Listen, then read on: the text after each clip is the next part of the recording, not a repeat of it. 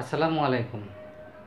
বাংলাদেশে সাবেক সেনাপ্রধান জেনারেল আজিজের উপর মার্কিন যুক্তরাষ্ট্র নিষেধাজ্ঞা দিয়েছে। তার পরিবারের উপর মার্কিন সফর এবং অন্যান্য ব্যাপারে নিষেধাজ্ঞা দেওয়া হয়েছে।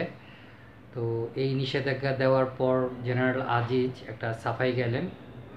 সাফাইটা শুনলাম এবং বোঝাই যাচ্ছে যে উনি তার এই সাফাইটা ডিওএইচএবিলকে যখন সাক্ষাৎকার দিয়েছিলেন, যে সাফাইটা গিয়েছিলেন সেই সাফাইটা আবার উনি গাইলেন। একটা জিনিস উনি আবারও ক্লিয়ার করার চেষ্টা করলেন যে আল জাজিরার প্রতিবেদনের উপর ভিত্তি করে তার বিরুদ্ধে নিষেধাজ্ঞাটা দেওয়া হয়েছে। কিন্তু একটা জিনিস তো সত্য যে মার্কিন যুক্তরাষ্ট্র আল জাজিরাকে যদি বিশ্বাস করে, জেনারেল আজিজকে কেন বিশ্বাস করছে না? বা যখন নিষেধাজ্ঞা দেওয়ার কথা আসলো বা মার্কিন যুক্তরাষ্ট্র নিষেধাজ্ঞা দিবে বলে সিদ্ধান্ত নিয়েছে, তখন কিন্তু তারা জেনারেল আজিজের সাথে যোগাযোগ করেনি, বাংলাদেশ সরকারের সাথে যোগাযোগ করেনি। তবে বাংলাদেশ সরকারের মন্ত্রীদের কথাবার্তায়, অর্থাৎ পররাষ্ট্রমন্ত্রী এবং স্বরাষ্ট্রমন্ত্রীর কথায় বোঝাই যাচ্ছে যে তারা বিষয়টি আগে থেকেই জানতেন। আর জেনারেল আজিজ সাফাই গাইতে গিয়ে বললেন উনি দরকার হলে আমেরিকা যাবেন না।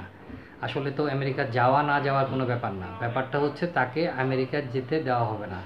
কারণ হচ্ছে যে ক্ষমতার অপব্যবহার এবং দুর্নীতি। আরেকটা জিনিস হচ্ছে যে উনি এটাও বলতে চাইলেন যে আমেরিকার কিছু একটা করতে হবে, তাই জেনারেল আজিজের উপর নিষেধাজ্ঞা দিয়েছে। জেনারেল আজিজ যদি এতই গুরুত্বপূর্ণ একজন ব্যক্তি হয় বাংলাদেশ সরকারের, তাহলে তো আমরা বলতেই পারি যে আমেরিকা খুব একটা ভুল কাজ করেনি। কারণ আমেরিকা যেহেতু একটা কিছু করতে হবে, করতে হলে তো একটা গুরুত্বপূর্ণ ব্যক্তির উপরই করতে হবে। আর জেনারেল আজিজ সেই গুরুত্বপূর্ণ ব্যক্তি, এটা জেনারেল আজিজ আসলে সকলকে বলেই দিয়েছেন। এখন আরেকটা বিষয় লক্ষণীয়, জেনারেল আজিজ তার দুর্নীতির ব্যাপারে সাফাই গেলেন। উনি ওনার ভাইদেরকে কোনো কন্ট্রাক্ট পাইয়ে দেননি, কথা বললেন। কিন্তু উনি একবারও বললেন না যে একটা খুনি ভাইকে সরকারের সাথে মানে ওনার পদ ব্যবহার করে বা কি ব্যবহার করে তার ভাই মৃত্যুদণ্ড মানে তার মৃত্যুদণ্ড কিংবা যেই অপরাধে দোষী ছিল সেই দোষ থেকে মুক্তি পেলেন। রাষ্ট্রপতি কোন কিসের উপর ভিত্তি করে তার ভাইকে মুক্তি দিলেন?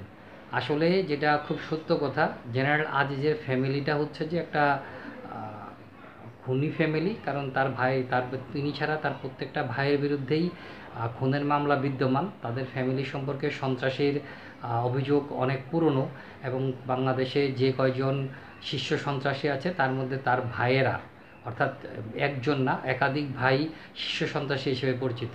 তো সব কিছু মিলিয়ে জেনারেল আজিজ যতই সাফাই গাক না কেন, বাংলাদেশের মানুষ বোঝে যে আসলে কোনটা ভালো কোনটা খারাপ। আর এটাও সত্য, জেনারেল আজিজ সাফাই গাচ্ছেন, অর্থাৎ সাফাই গেয়ে উনি সবাইকে যেটাই বার্তা দেন না কেন, বাংলাদেশের মানুষ আসলে তার ব্যাপারে ডিসিশান বা সিদ্ধান্ত বা তার ব্যাপারে যেই চিন্তাভাবনা, এটা অনেক আগেই করে রেখেছে।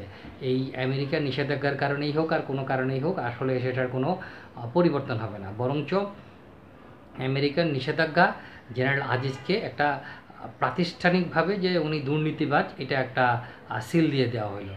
যাই হোক, বাংলাদেশ গভর্নমেন্টের আসলে এখানে কোনো ব্যাপার না। কারণ বাংলাদেশের গভর্নমেন্ট তাকে বাংলাদেশের সেনাবাহিনীর প্রধান বানিয়েছিল। সে তার পরিবর্তে সে বাংলাদেশের বর্তমান গভর্নমেন্ট, আওয়ামী লীগ গভর্নমেন্টকে যথেষ্ট পরিমাণে সার্ভিস দিয়েছে। আর জেনারেল আজিজও সেনাপ্রধান হওয়ার জন্য উনি ওনার সর্বোচ্চটা দিয়েছেন। তো সব কিছু মিলিয়ে আসলে তাদের ভিতরে দেনা পাওনা বা লেনদেনের ব্যাপারটা শেষ। তারপরেও আওয়ামী লীগ সরকার যদি জেনারেল আজিজ থেকে আরও কিছু পাওয়ার থাকে মনে হয়, আমার মনে হয় না পাওয়ার আছে। কারণ বাংলাদেশের সেনাবাহিনীতে এখন পর্যন্ত জেনারেল আজিজের মতো বিতর্কিত জেনারেল আসলে একজনও এখন পর্যন্ত আসেনি। তো সব কিছু মিলিয়ে আমরা যদি বলতে পারি বাংলাদেশ সেনাবাহিনীও জেনারেল আজিজের পক্ষ নেবে, এটা আসলে ভাবাটা বোকামি। তো সব কিছু মিলিয়ে আমরা আসলে দেখি যে এর পরবর্তীতে আমেরিকা, অর্থাৎ মার্কিন যুক্তরাষ্ট্র বাংলাদেশের আর কার কার উপর নিষেধাজ্ঞা জারি করে। ধন্যবাদ।